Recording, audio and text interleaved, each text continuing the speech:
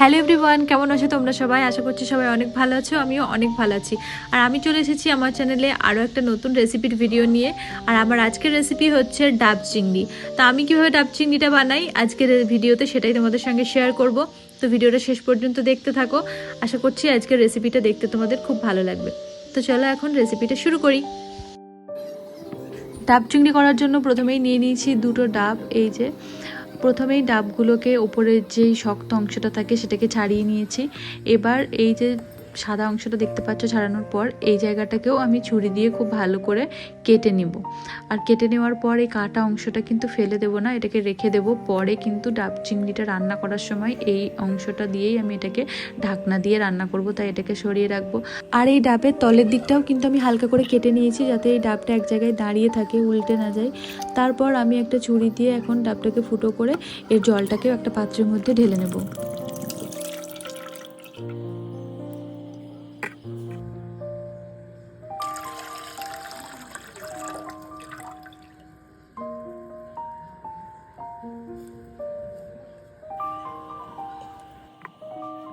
জল ঢেলে নেওয়ার পরে এই যে ডাবের মুখটাকে কিন্তু আমি বেশ বড় করে কেটে নিয়েছি। আর এই ডাবটার মধ্যে হালকা একটু শাঁস জমেছে, তো সেটাকেই এখন আমি বের করে নিচ্ছি। খুব বেশি কিন্তু শাঁস জমলে হবে না, এরকম হালকা শাঁস জমবে এরকমই ডাব নিতে হবে, তাহলে কিন্তু ডাব চিংড়ি রান্নাটা অনেক ভালো হবে। এই ডাবের শাঁসটা বের করে একটা পাত্রের মধ্যে রেখে দিলাম। এবার আমি চিংড়ি মাছটাকে ঠিক করে নেব। তো যার জন্য এখানে আমি বেশ কিছুটা নিয়ে নিচ্ছি বাগদা চিংড়ি।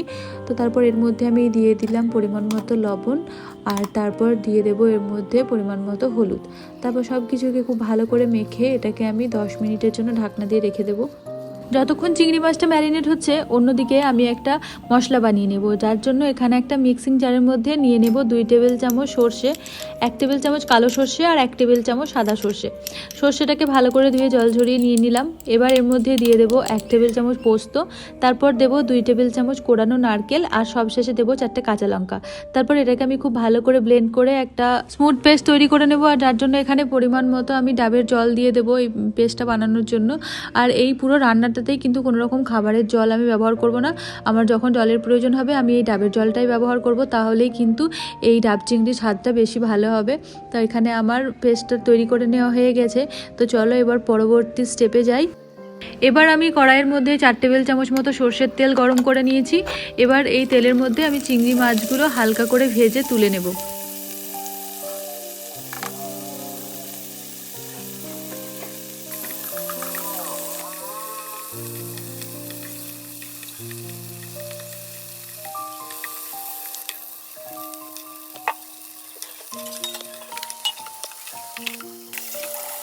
সব চিংড়ি মাছগুলোকে হালকা করে ভেজে তুলে নিয়েছি। এবার কড়াইয়ের মধ্যে যে অবশিষ্ট তেলটা ছিল ওটার মধ্যেই দিয়ে দিলাম আমি 1 টেবিল চামচ নারকেল কোড়ানো। তারপর নারকেল কোড়ানোকে হালকা বাদামি করে ভেজে নিয়ে আমি এর মধ্যে দিয়ে দিলাম 2 টেবিল চামচ পেঁয়াজ বাটা। এবার পেঁয়াজ বাটাটাকে আমি খুব ভালো করে কষিয়ে নেব। আর পেঁয়াজ বাটাটা খুব ভালো মতো কষানো হয়ে গেলে এর মধ্যে আমি দিয়ে দেব আদা রসুন বাটা 1 টেবিল চামচ। আর আদা রসুনটাকে কিন্তু খুব ভালো করে মশলার সঙ্গে কষিয়ে নেব যতক্ষণ না আদা রসুনের কাঁচা গন্ধটা চলে যাচ্ছে। আদা রসুনটা খুব ভালো করে কষানো হয়ে গেলে এর মধ্যে আমি যে বেটে রেখেছিলাম মশলাটা, প্রথমে কাজু, কাঁচা লঙ্কা, সর্ষে, পোস্ত সব কিছু সেটাই দিয়ে দিলাম। আর তারপর খুব ভালো করে মশলাটাকে কষিয়ে নেব। আর এই সময় কিন্তু মিক্সির বাটিতে যে মশলাটা লেগেছিল সেটাতেও সামান্য ওই ডাবের জলটা দিয়ে ধুয়ে আমি দিয়ে দিয়েছিলাম। তারপর খুব ভালো করে মশলাটাকে কষিয়ে নেব। আর এই সময় আমি দিয়ে দিয়েছিলাম পরিমাণ মতো লবণ। লবণটা তোমরা তোমাদের স্বাদ অনুযায়ী বাড়িয়ে বা কমিয়ে নিতে পারো। তারপর মশলাটা খুব ভালো করে একটু কষিয়ে নেব। আর মশলাটা কষানো হয়ে গেলে আমি এর মধ্যে দিয়ে দেব ডাবের জল। বাকি যে ডাবের জলটা ছিল সেটা দিয়ে দিলাম। এখানে প্রায় 2 কাপ মতো ডাবের জল ছিল। তো তারপর জলটা দেওয়ার পরে খুব ভালো করে আমি মিশিয়ে নিলাম। আর একটু ফুটতে শুরু করলেই আমি এর মধ্যে দিয়ে দেব 1/2 কাপ নারকেলের দুধ। তারপর সব কিছুকে খুব ভালো করে মিশিয়ে নেব।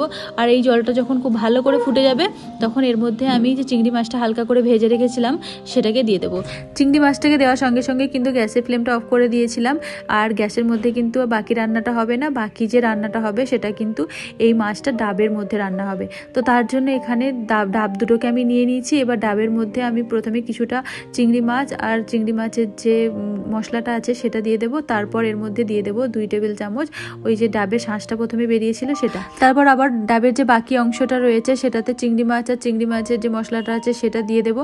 ওই একইভাবে আমি আর একটা ডাবের মধ্যেও চিংড়ি মাছ, প্রথমে চিংড়ি মাছ, তারপর মাঝে হচ্ছে যে ওই ডাবের শাঁসটা, তারপর আবারও বাকিটা চিংড়ি মাছ দিয়ে একইভাবে আমি ভরে নেব। সমস্ত চিংড়ি মাছটা ডাবের মধ্যে ভরা হয়ে গেলে আমি একটা আটা লেচি বানিয়ে নিয়েছি, যেটাকে এইভাবে করে গোল করে আমি ওই ডাবের চারিদিকে লাগিয়ে দেব। আর তারপর প্রথমেই যে ডাবের উপরের অংশটা আমি কেটে রেখেছিলাম সেটাকে এই আটার উপর বসে খুব ভালো করে মুখটাকে আটকে দেবো আমি আটা দিয়ে। তারপর আমি এটাকে রান্না করতে বসাবো। রান্নার জন্য আমি 2 রকম পদ্ধতি ব্যবহার করেছিলাম সেদিন। তো একটা হচ্ছে প্রেসার কুকারের মধ্যে সামান্য একটু জল দিয়ে, জলটা গরম হয়ে গেলে, হালকা একটু গরম হলেই ওর মধ্যে ডাবটা ঢুকিয়ে এটাকে প্রেসার কুকারে ঢাকনা লাগিয়ে এটাকে রান্না করব। আর সেই সময় কিন্তু প্রেসার কুকারের সিটিটা আমি খুলে দিয়েছিলাম। আর এরকম অবস্থায় আমি 30 মিনিট মিডিয়াম টু লো ফ্লেমে রান্না করেছিলাম। আর একটা পদ্ধতি হচ্ছে একদম ডাইরেক্ট এটাকে একটা নেটের ওপর বসিয়ে দিয়েছিলাম গ্যাসের ওপর। আর তারপর ওটাকেও আমি 30 মিনিট মতো মিডিয়াম টু লো ফ্লেমে রান্না করেছিলাম এই আঁচের মধ্যে।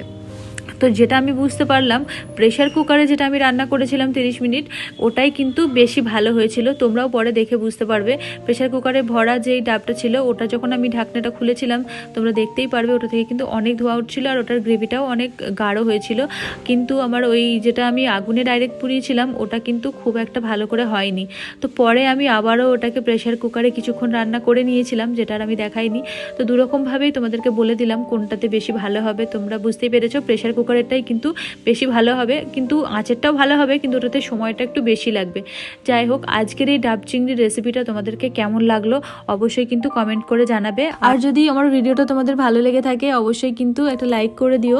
আর আমার পেজটা যদি এখনও ফলো না করে থাকো তাহলে অবশ্যই কিন্তু ফলোও করে নিও আরও নতুন নতুন রেসিপি আর সুন্দর সুন্দর ভ্লগ দেখার জন্য।